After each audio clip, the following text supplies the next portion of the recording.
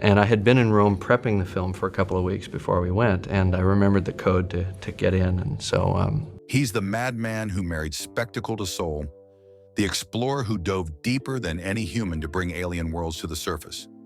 James Cameron doesn't just make movies. He invents new ways of seeing, pushing technology past its breaking point to serve stories that matter. But when he discusses the films that forged his vision, Cameron doesn't sound like a technical wizard. He sounds like someone still chasing that first moment of pure wonder. I've always believed that imagination is more important than knowledge. For Cameron, cinema has never been about comfort or convention. It's been about possibility. The kind of possibility that requires risking everything to capture something that's never been seen before. The films that showed him how spectacle could serve emotion, how technology could amplify rather than replace humanity, how the biggest stories needed the boldest methods to tell them properly. From animated futures to warzone madness, from treasure hunts to space odysseys, Cameron's 6 favorite films decode his obsession with pushing boundaries while never forgetting the human heart beating at the center of every frame. Here comes James Cameron naming his 6 favorite movies. The films that taught him wonder was worth any risk, any cost, any sacrifice to achieve. 6th, Akira, 1988. Katsuhiro Otomo made an animated film that redefined what animation could achieve. And for Cameron, watching Neo-Tokyo explode in psychic fury while teenage bikers raced through neon-lit streets, it was proof that hand-drawn images could create more convincing worlds than any live-action spectacle. Here was a filmmaker who understood that animation wasn't a limitation, but a liberation, a medium that could visualize the impossible with absolute conviction and stunning detail. The story followed Kaneda and Tetsuo through a cyberpunk nightmare where psychic powers triggered apocalyptic destruction in a post-nuclear Japan. But Otomo's genius wasn't just in the plot, it was in the density of his world building. Every frame contained layers of visual information, creating a lived-in future that felt both alien and inevitable. The film's meticulous attention to mechanical detail, from motorcycle engines to collapsing buildings, became Cameron's template for how fantasy elements could feel grounded in physical reality. Cameron discovered it during pre-production for Terminator 2. 60s, I remember the Cuban Missile Crisis, clearly having these kind of fallout shelter, how to make a fallout shelter in your house. When he was pushing the boundaries of what special effects could accomplish.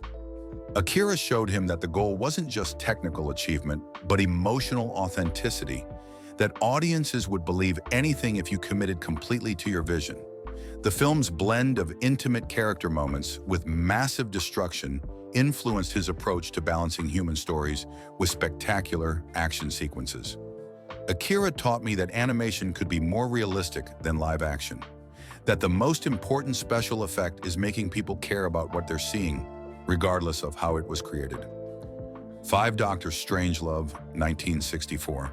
Stanley Kubrick made a black comedy about nuclear annihilation that was funnier than most comedies and more terrifying than any horror film.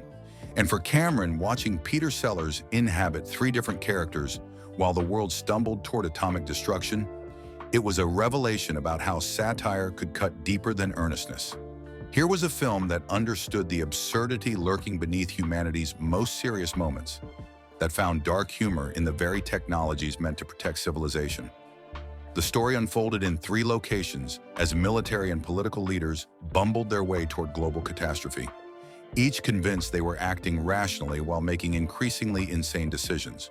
But Kubrick's genius was in treating nuclear war as a logical extension of human folly rather than an aberration.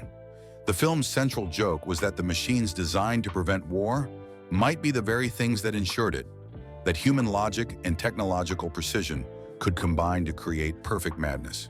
Cameron encountered it while developing his own stories about artificial intelligence and military technology, recognizing the prophetic warnings about automation and human hubris. The film's exploration of how technology could amplify rather than correct human flaws became central to his Terminator mythology. You see, Doctor, Strangelove in every Cameron film where sophisticated systems fail because their creators never considered the irrationality of their operators. Dr. Strangelove taught me that the best science fiction is about today, not tomorrow, that the most dangerous enemy isn't the machine, but the human who thinks they control it completely. The Treasure of the Sierra Madre, 1948. John Huston made an adventure film about three men searching for gold in the Mexican mountains.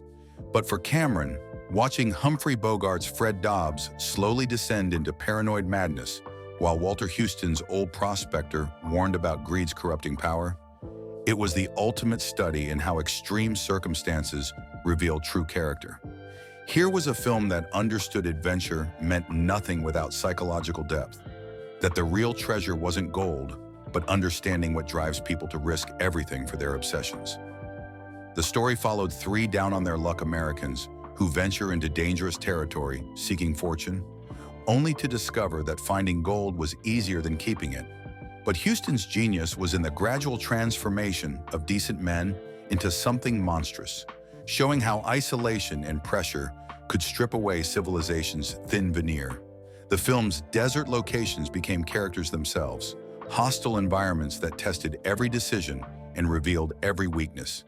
Cameron connected with the film's exploration of obsession and perfectionism. That may be a factor, you know, nobody's ever asked me that question. That may be a factor because I did. Recognizing his own relentless pursuit of technical and artistic goals in the character's single-minded focus. The way Dobbs sacrifices relationships and sanity for his vision of success became Cameron's meditation on the cost of ambition. You see Sierra Madre in Cameron's willingness to push cast and crew to their limits, his understanding that great achievements require great sacrifice. The Treasure of the Sierra Madre taught me that adventure means nothing without character, that the most interesting journeys happen inside people's heads while they're fighting external battles. Third, Star Wars, 1977.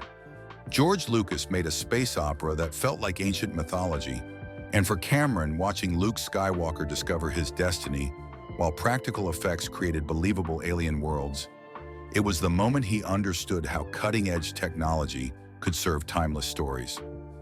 Here was a filmmaker who proved that innovation wasn't about showing off, but about making the impossible feel real, that the best special effects were the ones audiences forgot were effects at all. The story borrowed from samurai films, westerns, and World War II adventures, transplanting familiar archetypes to a galaxy far, far away.